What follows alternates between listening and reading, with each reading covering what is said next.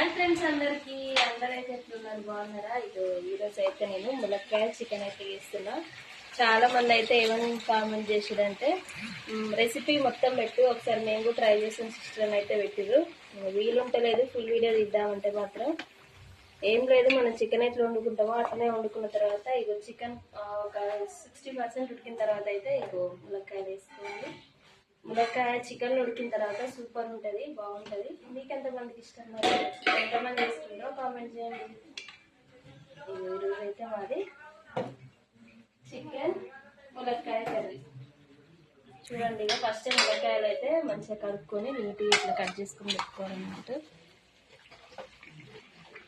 ఈరోజు మీరేం కర్రీ చేసుకుంటారు? ఇలా టమాటా కూడా వేయాలి, టమాటా కూడా కట్ చేసి పెట్టుకున్నాం. కొత్తిమీర మసాలా వేసుకొని చేసుకుంటే చాలా బాగుంటుంది. బాయ్ మరి అందరికి.